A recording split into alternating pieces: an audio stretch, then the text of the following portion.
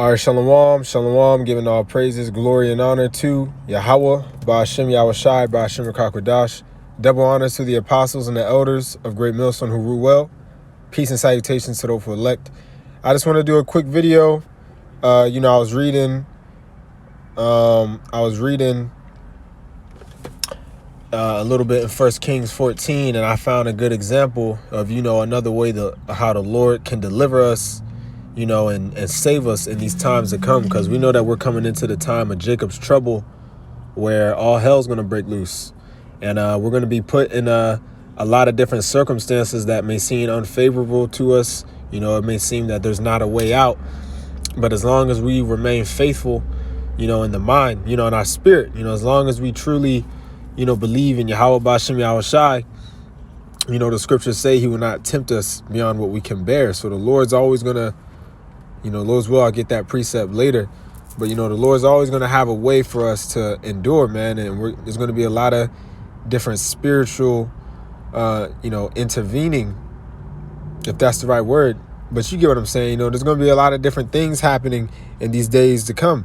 Just like how in the past, you had the different angels, would help certain men and deliver them. Those are the times that we're coming into right now. And I just wanted to get an example of that.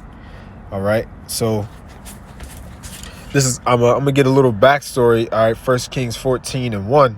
It says, at that time, Abijah, the son of Jeroboam, fell sick. And Jeroboam said to his wife, arise, I pray thee, and disguise thyself, that thou be not known to be the wife of Jeroboam, and get thee to Shiloh. Behold, there is Ahijah the prophet, which told me that I should be king over this people. And take thee 10 loaves and cracknels and a cruse of honey, and go to him. He shall tell thee what shall become of the child. So, his Jeroboam's wife, fell sick, like I said, and he sent his wife in a disguise to essentially go to Ahijah to see what's going to come to his child, and I was reading, because this was during Jeroboam and Rehoboam, that time period. We know after King Solomon died, Jeroboam took the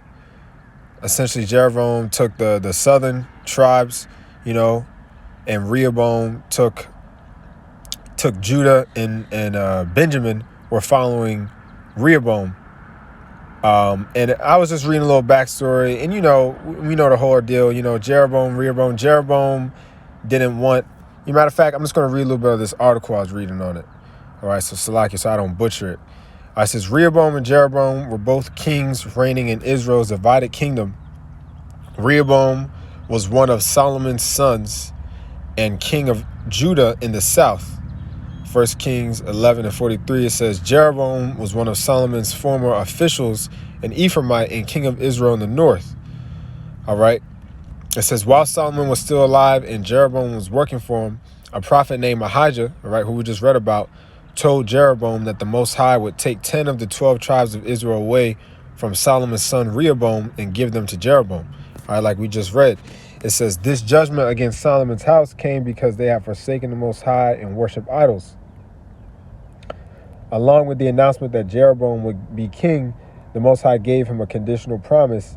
If you do whatever I command you and walk in obedience to me and do what is right in mine eyes, by obeying my decrees and commandments, as David my servant did, I will be with you. I will build you a dynasty as enduring the one I built for David, and will give Israel to you. It says, when Solomon heard that the Most High had chosen Jeroboam to rule, the king tried to kill Jeroboam, who fled to Egypt.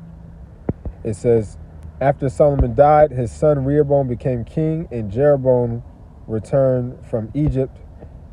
All right, it says, but Rehoboam was a vain and foolish man.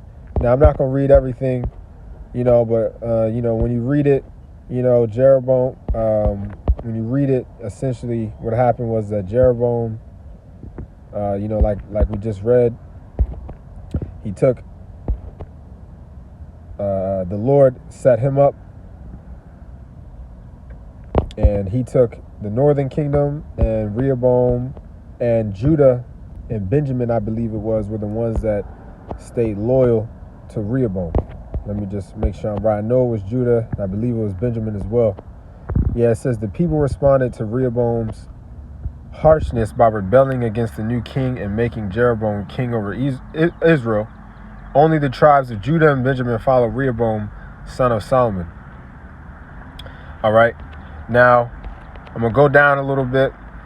And this is just getting a little bit of backstory, on what we're about to read. Jeroboam and Rehoboam.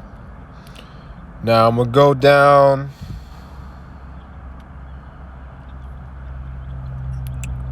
to right here. It says, once established in the northern kingdom, King Jeroboam feared that if the people traveled to the temple in Jerusalem to worship, they would return to Rehoboam.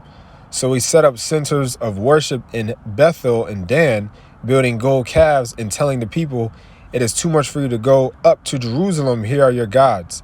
So essentially, Jeroboam was committing, idolatry, worshiping these other gods.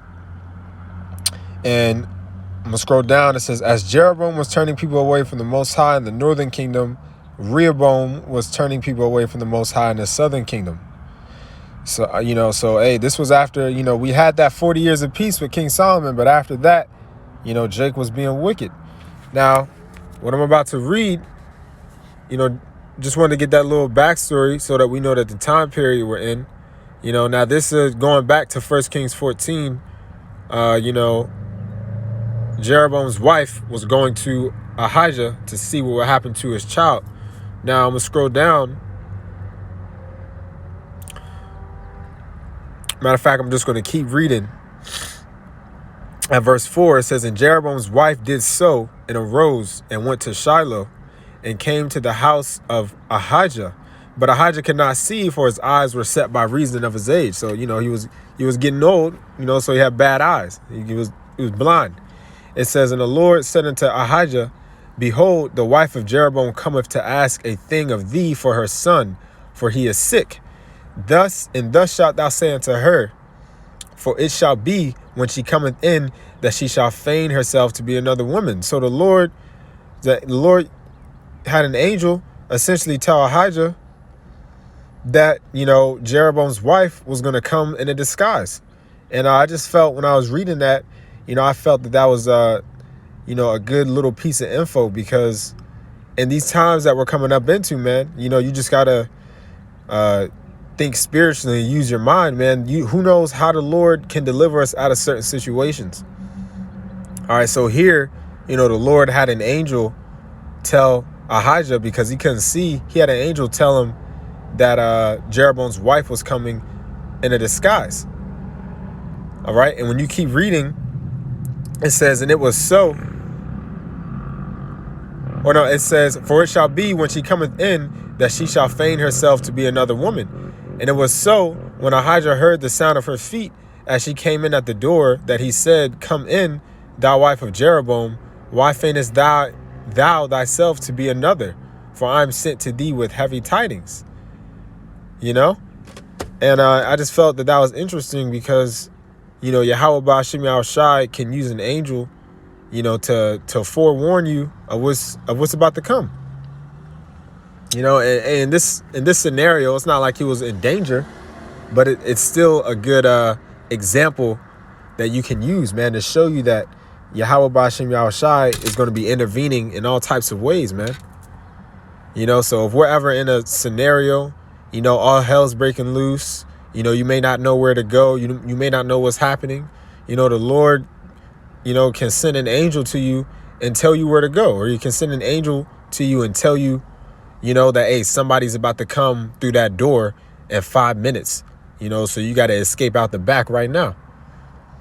Because this was a similar scenario we're reading. The angel told Ahijah, because he was blind, that Jeroboam's wife was about to come, and he heard her feet, and he was like, yo, that's her. So the Lord can use angels to warn us, man. And these are important things to know into the times we're coming into. Because the only way that we're going to be saved is by a higher power, man. With the stuff that Esau, all right, who's the so-called white man is coming with, is going to be so deadly and so fierce that we're going to need divine intervention to be saved. You know, and I felt this was a good example of that. All right, so I'm going to keep reading. It says, go tell Jeroboam, thus saith the Lord, power of Israel, for as much as I exalted thee from among the people and made thee prince over my people Israel, and rent the kingdom away from the house of David and gave it to thee, and yet thou hast not been as my servant David, who kept my commandments and who followed me with all his heart to do that only which was right in mine eyes, but hast done evil above all that were before thee, for thou hast gone and made thee other gods and molten images to provoke me to anger, and hast cast me behind thy back. All right. And that's what Jake's doing nowadays. It says, therefore, behold, I will bring evil upon the house of Jeroboam, and will cut off from Jeroboam him that pisseth against the wall, and him that is shut up and left in Israel, and will take away the remnant of the house of Jeroboam, as a man taketh away dung, till it be all gone. So, you know, that was the point. You know, Jeroboam was being wicked, you know, and the Lord's punishing him. You know, but you know, the point was, and how the angel had told Ahijah what was about that woman was about to come. All right, now, like I said, he wasn't exactly in danger, but still, it's showing you how the Lord can work. Now, it's got a few more precepts. Isaiah. Let me see.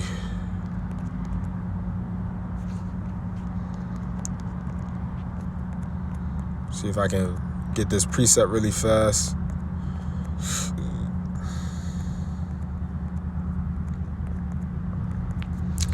Just like, give me one moment.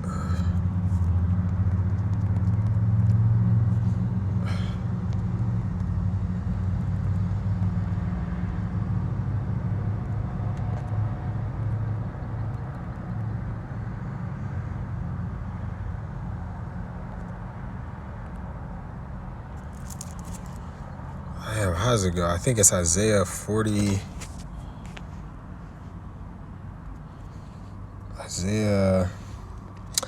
I know it's in Isaiah.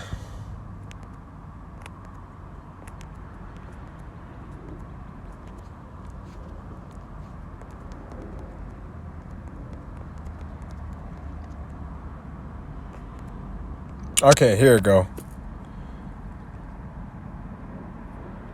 So like, yeah, Isaiah 40 and 20. I'm sorry, 28. It says, hast thou not known, hast thou not heard, that the everlasting power, the Lord, the creator of the ends of the earth, fainteth not, neither is weary. There is no searching of his understanding.